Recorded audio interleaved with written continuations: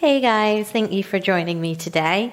You do need a very specific prop for today's class, but I'm hoping, as you're likely in your home, that you would have something that has got a very firm pole on it, like a broom. And it doesn't have to be anything fancy. As you can tell, this is quite a manky old broom that I'll be using today, but it does likely need to be something where you can take your hands reasonably wide. And in terms of it being like a firm pole rather than a strap, I would recommend that. If you would prefer to do a strap sequence, there is one already on my page. But what we want from this is something that is more robust and it isn't going to bend or lose slack. So you want something that is nice and strong and sturdy. Before we start using this though, I feel like I'm filming this around Halloween. I feel like a little witch on her broom. Before we start using that though, we are going to come to our mats, broom or stickless, and come to roughly hip distance apart. You can always take a little measure by bringing the fists together and seeing if they fit in between the arches of the feet. And we'll take a moment to stand in our Tadasana, our mountain pose. So when we're stood here, I've automatically closed down my eyes, more because that helps give this awareness of what's going on currently with me, allows me to be more present rather than using visual stimuli to distract me. And just allow yourself to have a soft bend in the knees rather than locking out through the joints. Maybe you do a slight little swing of the arms and a roll of the shoulders. Notice if the chin is sticking out and give it a little chance to scoot on back. Head above hearts, hips, heels. And maybe find that the fronts of the palms come to turn to face forward. So this very open and receptive gesture. Our practice today is going to be very much focused on opening up through the shoulders and the hips. So finding more openness and an open heart, if you will. You might notice little things like in terms of your carrying angle. So you can see that mine's quite wide when I naturally open up across the fronts of the shoulders. I've got hands that come out reasonably wide. Maybe yours are obviously, understandably, quite different. It allows you to think about how that might impact different areas of your practice and what different poses will look like. So already having a mindful moment to realize our unique anatomy and how it might affect our transitions or how we might prefer a certain pose. And giving yourself another moment to take a lovely deep breath in and exhale out. It might be that you decide to slightly open up the eyes here, maybe more for balance purposes. We might take our feet a little bit wider. Still toes pointing forward and a bend in the knees. And we're going to start to sway side to side. So in our sway side to side, it might be that the right hand goes to give a little tap to your bum on the left side or your hip. So hands going towards the opposite side of the back body.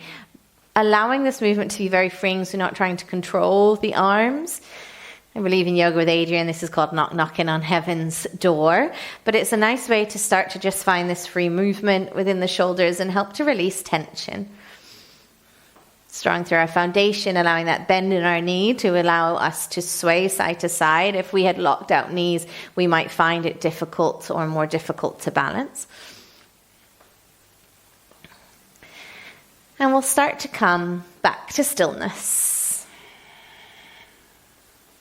In the center for breath of joy. So if the feet aren't particularly wide, we might want to take them a bit wider now. Our breath of joy is going to find us taking 2 inhales in. So it's initially a, and then a arms up towards the sky. And as we exhale, we're going to come down in between the legs and let the arms go loose. So if I demonstrate. And what I recommend is that on an exhale, you might try initially through the nose, but I tend to find a bigger release if I exhale through the mouth. So inhale, inhale.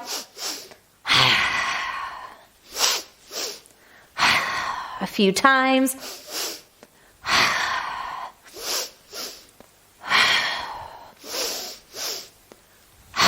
Maybe next time we come down, allowing ourselves a little sway, you might grab opposite arms, opposite elbows, and sway side to side. All with a purpose of starting to shake things up, loosen up. Allowing ourselves to roll back up to standing. And this is where the fun starts. Right. Broom or long firm pole.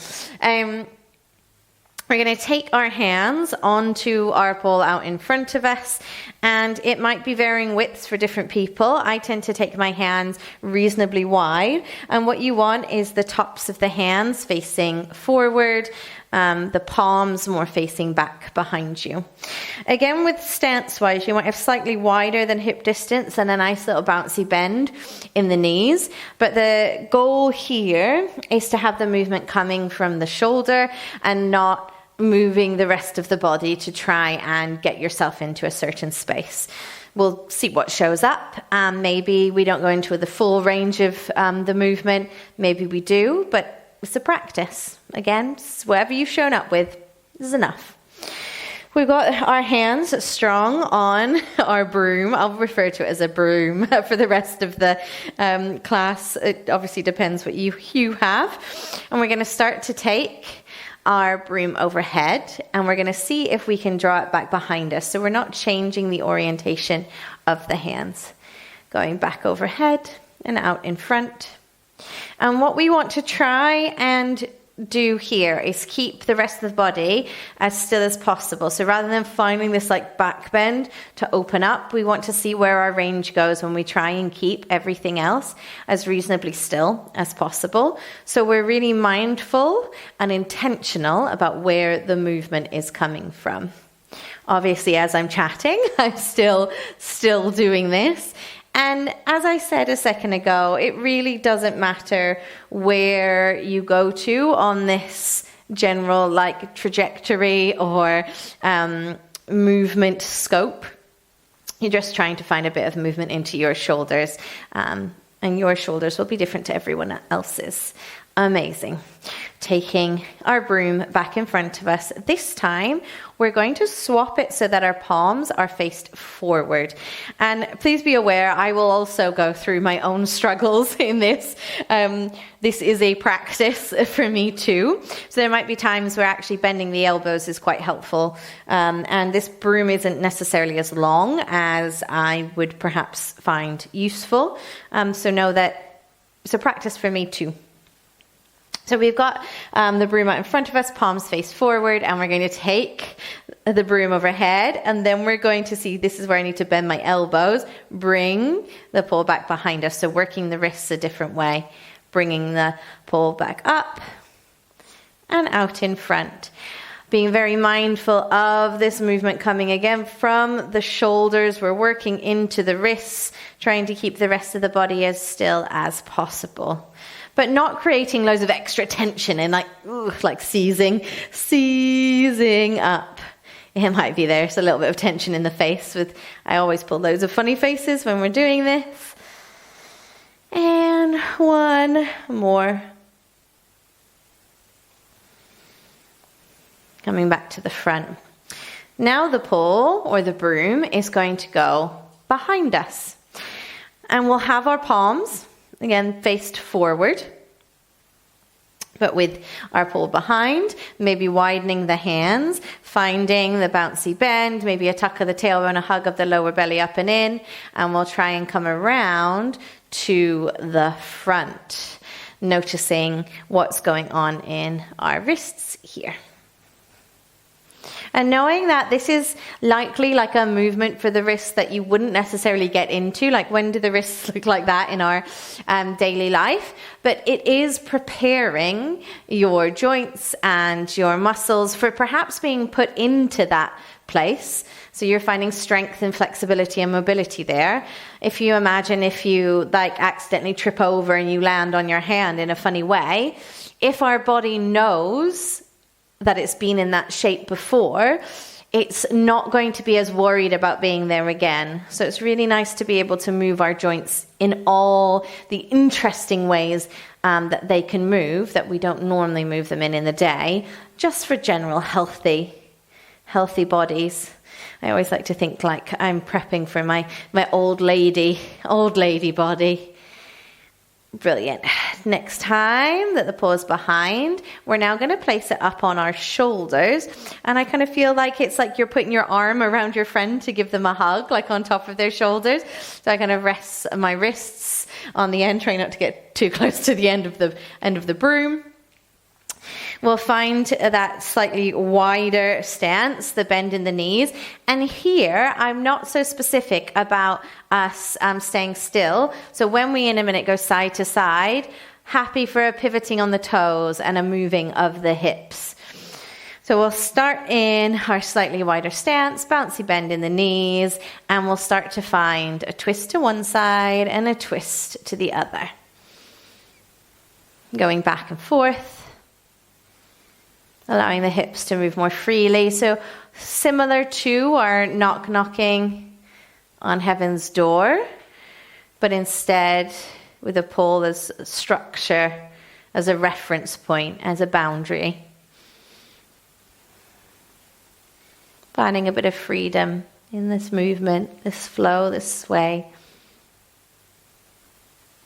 I don't know if with the mic you could hear that lovely clicking noise that I just made, so maybe getting some clicks out. And coming back to the middle. This time, we're going to try and keep the hip points rooted forward, and just notice the difference when we go side to side, but we're not moving the hips. So where are we rotating from? What kind of range do we have there? And this structure of having the broom is helping us to then not move in a different way through the upper body. That's going to help facilitate us feeling like we're doing a twist, but we're not actually. Here we're finding, hopefully, that we're finding a twisting motion through the torso. It's also helping us to not just lead with our neck, which has the least rotational capacity of other parts of our body, which is interesting because we tend to use it the most. Amazing. Coming back through center. We'll release the paw from out in front. And we're going to take a little moment here to start to, if we actually take the pole out in front of us, that's probably a good starting point. And we're going to sit back as if we're in an imaginary chair. So think of a little hinge and a sit. We might hinge the upper body forward, reaching the pole out in front of us for a moment. So feel that demand on the core being increased as we're taking some weight further forward. Maybe a couple little bounces here.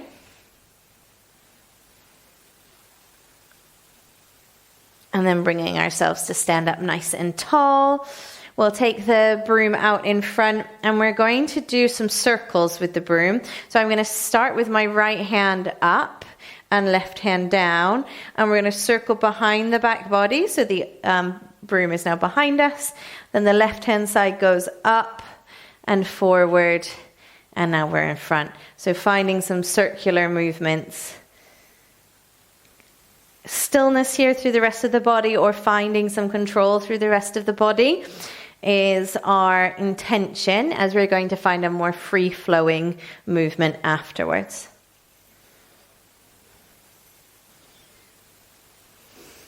Now, if your coordination is as shocking as mine, this might be more difficult done than said. So we're now going to go the opposite direction. So left side up first, taking it behind, then the right comes up to come round. Working through shoulders, wrists.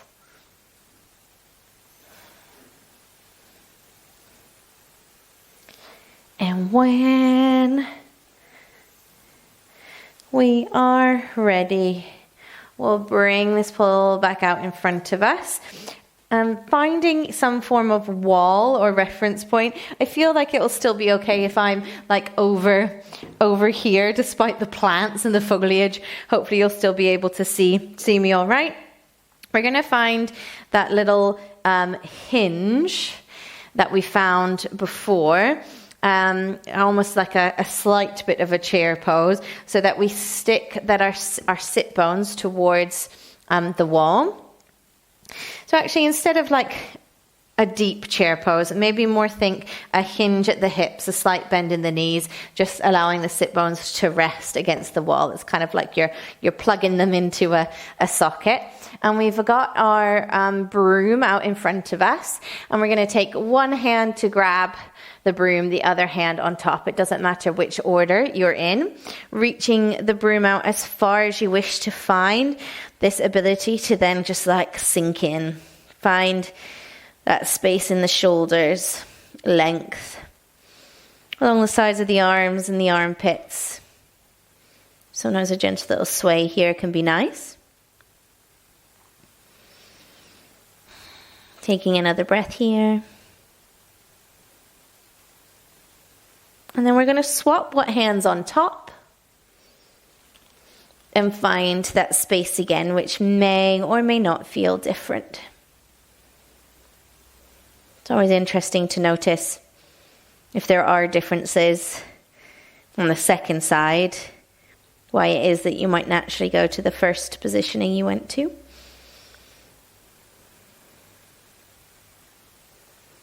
Another change this time, so our hands are kind of curling around. What we're going to do is we're going to turn the hands around. So for example, my left hand is holding the top, and I'm going to turn the palm to face out and then grab a hold. And my right hand, the palm's facing in, turn the palm out to the side and sink down. Notice the difference this makes.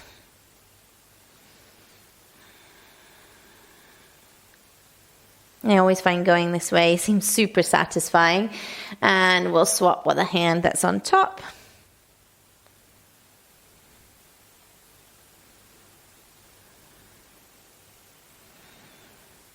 Releasing ourselves away from the wall. One final thing with our broom. Now we'll find that chair pose again. I'll go side on.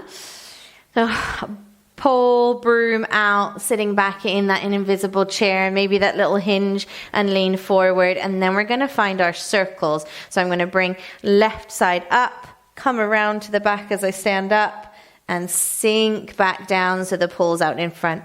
So we're finding not only like a hinging, folding chair pose, but a bit more freedom and movement in our circles.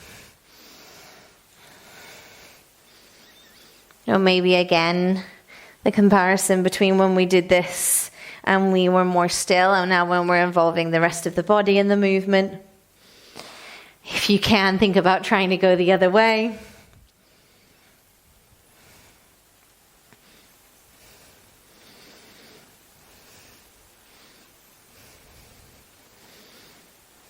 And bringing ourselves back to standing, thanking your broom and popping it out to the side. We're going to find our way towards, I say, the front of our mats. We're going to want a little bit of a kind of a runway in the front. So if this is you standing at the front, just take a nice step back. We'll find an inhale of the arms up towards the sky, maybe a squeeze of the glutes and a lift of the hips forward. And an exhale, hands together, down through heart center. And we'll fold. Inhale, halfway lift. Exhale, hinge and fold. Here we're going to step our right leg back and plant our right knee down. And when we're in this first lunge, you might allow yourself some space to move that left foot out towards the side. I tend to come onto the top of my back foot as well. The right hand planted either on the ground or on a prop. And the left toes might be facing forward, or you might take them out on a slight bit of an angle. And we're going to take our left hand towards the top of the knee. So we're not like firmly grabbing a hold. We're just allowing the shape of the hand to fit the shape of the knee. And we'll start to find maybe some little movements initially side to side, taking the leg out, maybe the foot lifts and back in. And then maybe we'll extend that to starting to do some circles. So I tend to find that if I lean forward and then out to the side, I come back, the leg begins to straighten into the middle, forward, out to the side, back, through the middle. But finding whatever movement works best for you. Working in to our hips. Coming back through center. We'll take our thumbs and interlace them. I feel like this is very like Wu-Tang Clan. Reach the fingertips forward, up and back to find your lunge. And here, thinking of a squeeze of the right glute. If you have to slightly lift yourself out so that you find a bit more of a curling of the tailbone under and a squeeze of the right glute, a drive of the right hip forward, to give you a little bit more control and length. And then release the hands down, curl the back toes under, lift the back knee. We'll find a little bouncy bend of the back knee to step forward and forward fold. Inhale the arms up towards the sky. You might find that squeeze of the glutes, the press of the hips forward, a bit of a back bend. And then exhale, hands together through heart center. Inhale, find a halfway lift, flat back. And exhale, hinge and fold. This time, the right foot coming back, planting the... did I say right foot? Left foot. Apologies. Left foot coming back, left knee down, left hand down. Little shimmy of the right foot out towards the side. More so it's kind of like your armpit could also fit over your knee, finding that little kind of connection point. And our right hand initially is going to go on top of the knee to find a little out and in, out and in. And then we might begin to draw a circle. So I tend to go deep into the lunge first, out to the side, round and back into more of like a half split, in towards the middle and back. But find the circle or the direction that works for you, that your hips kind of want to naturally go in. And then maybe you experiment with what seems slightly less natural at a later point.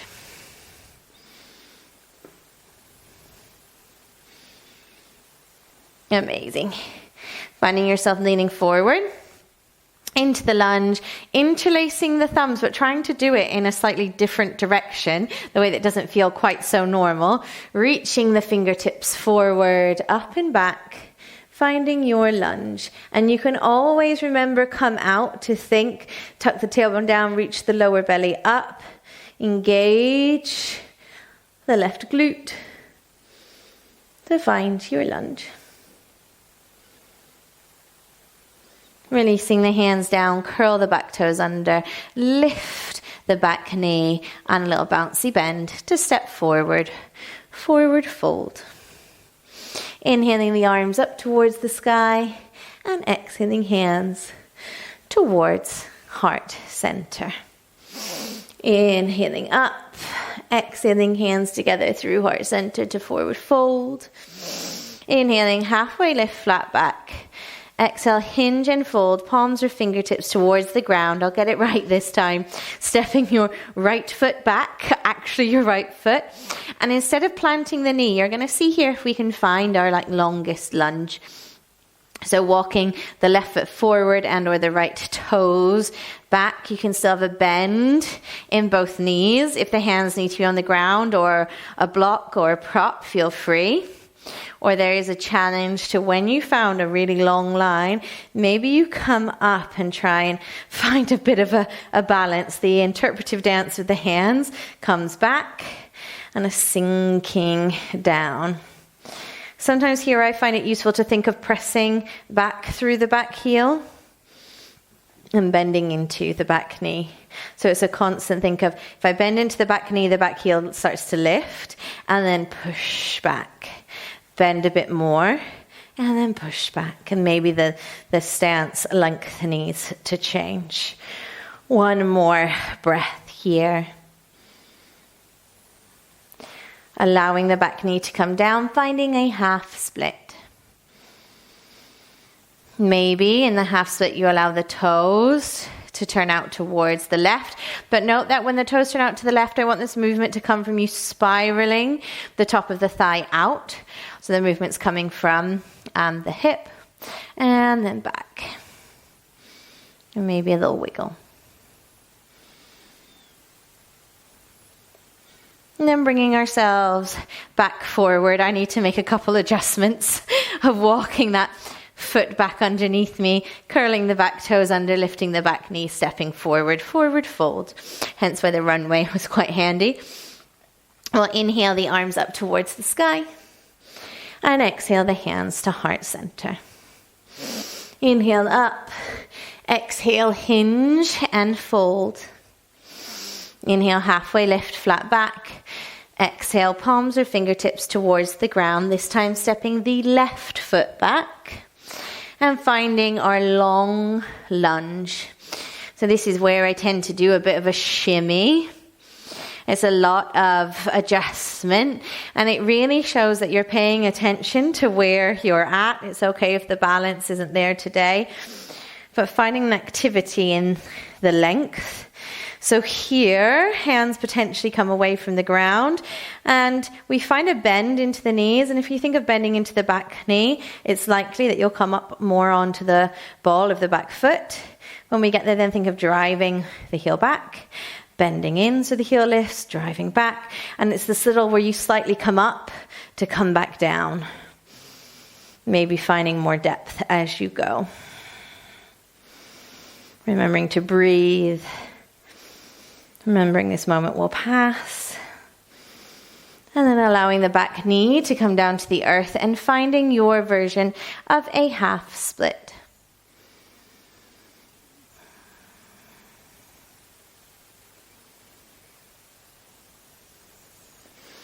Bringing ourselves back forward into a lunge.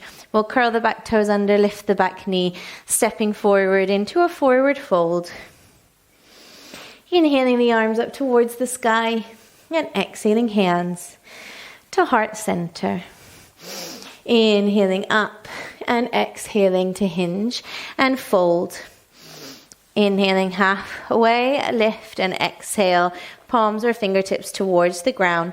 Stepping the right foot back, planting the right knee. We're going to take the left foot out towards the side once more. Again, it doesn't matter if the toes have to face in a different direction. The right hand is planted, and we're going to reach our left fingertips forward, up and back. And as we turn the fingertips back behind us, we're going to flip the palm so it's facing in the opposite direction. Next time that we come back forward, we'll plant both hands inside the front leg, so finding our lizard pose. And there are a couple different options here. So it might be right hand stays planted, left hand comes inside the thigh and opens the leg up, and we can find this twist towards the left. Or it might be that you take the left fingertips forward, up and round, although this time we're keeping the palm facing forward, a bend in the back knee, maybe grabbing the outside of the back foot. But please note that you can use a strap, or you may squeeze the heel towards the bum, likely feeling the hamstring, instead of having to grab a hold. Finding our twisted lizard lunge. A few breaths here, thinking of firmly pressing down and lifting, rising up and out of the right hand. Gently releasing, coming forward and finding a slightly wider half split.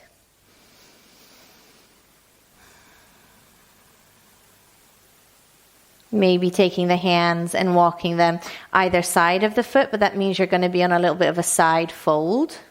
Or maybe taking both hands outside the leg.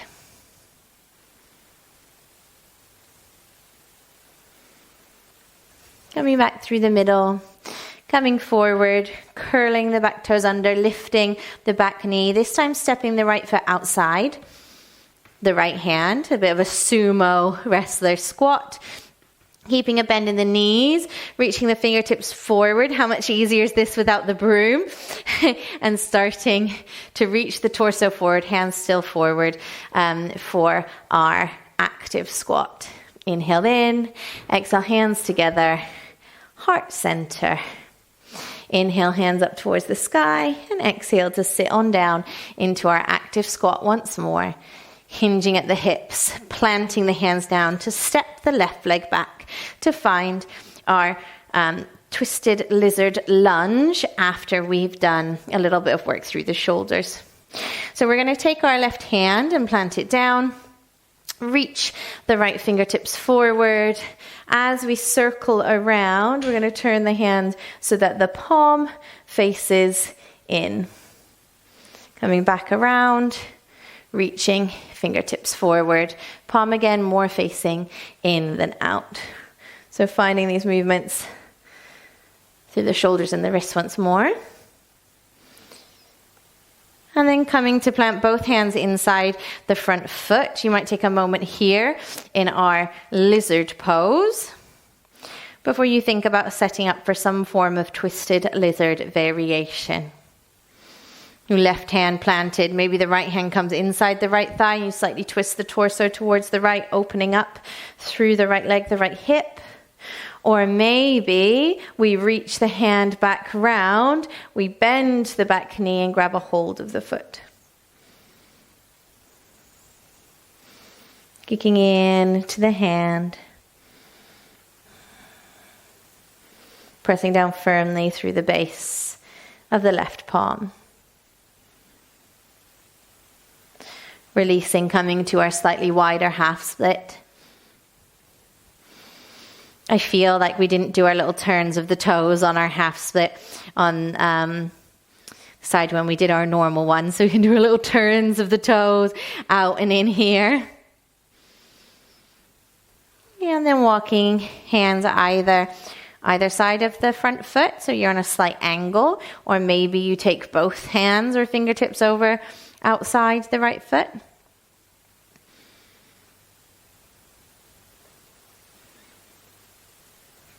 Amazing. Shifting ourselves forward. Hands plant, back toes curl under, back knee lifts. Stepping forward, find your active squat. Hands together, heart center, stand up nice and tall. And a little shimmy of the feet together. One more little sequence before we come down towards the earth. So here again, a little bit of a runway in the front of the mat. We're going to inhale in, arms up or out, and exhale. Find that kind of like squat, but now in a chair pose. So the legs closer together. I like to bring my hands to heart center. We're going to come up on the toes, so lift the heels. Begin to bring the bum towards the heels, so sinking down. And you might need to start to shift the weight backwards of your upper body as you start to drive the knees forward. Can we place them lightly on the ground? Think curl the tailbone under, hug the lower belly up and in, coming up to find a little bit of a back bend. So I like to take my fingertips more up towards the sky and then use an exhale to bend the elbows, open up cactus arms. Inhale up and exhale. I'm going to sit back towards the heels. Now can we pluck the knees off the ground? I use my weight moving backwards to help me find a lift. Maybe we really, really, really lift the knees in. Drop them back down so that we can start to stand up. We're going to stand up to standing, but with the heels lifted, as if we're in a little elevator. And plant the heels down. One more time, we'll inhale up and exhale to sit down into our chair. Coming up on the toes, sitting to the heels. Maybe a bit more controlled than I was then. And we'll start to think of slowly lowering the knees towards the earth. Curl the tailbone under, hug lower belly up and in, rising up using the glutes and the force of the legs to drive the opening of the back bend. Sitting back towards the heels, and we're going to find our version of a camel pose. Now I prefer to keep the toes curled under for camel. You may prefer to be on the tops of the feet. You may also prefer to do half camel. So if I just demonstrate half camel and then full camel afterwards, it can be quite nice prep to do half first anyway. Because I like to have the toes curled under, because I've got quite short arms compared to my legs, I'm going to put my left hand on my left heel. I'm going to think again, curl the tailbone under, lower belly up and in, start to drive the hips forward. My right arm is going to be swooshing behind, and then I'll come to sit back down. Right hand on right heel, swooshy left arm, drive with the hips, drive the hips forward, and sit down and swap. So you can find this nice back and forth. Feel free to continue half camel if that is your jam. Otherwise, camel pose. I do like the bottom up approach rather than up and down, because I find it really helps people to engage what should be the driving force, the glutes. So here again, if you've got toes curled under, then it would be suitable for you to have the hands on the heels. Obviously adjust if that's not the case. When we find what I call a Donald Duck butt, so you know he's got a little tail feather behind him.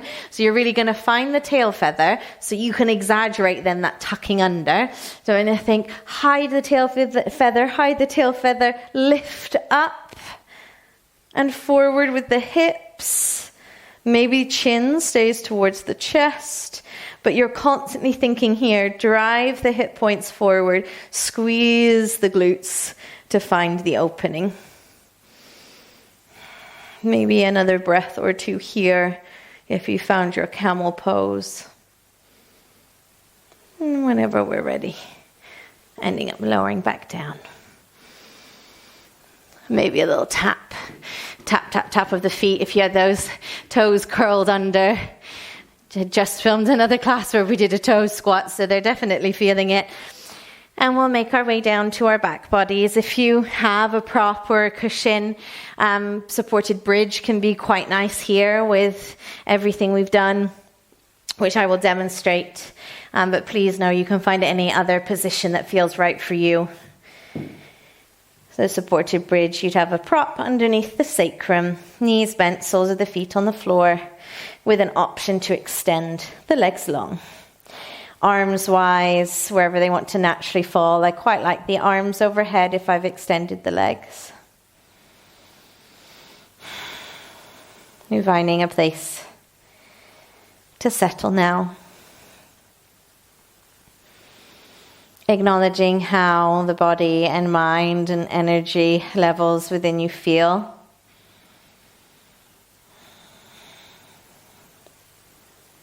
Trying to keep the focus on how we feel now in this current moment rather than worrying about what's next on the to-do list. Thank you for practicing with me today with my wild broom and pole kind of like coverage. Hopefully it felt good. Thank you.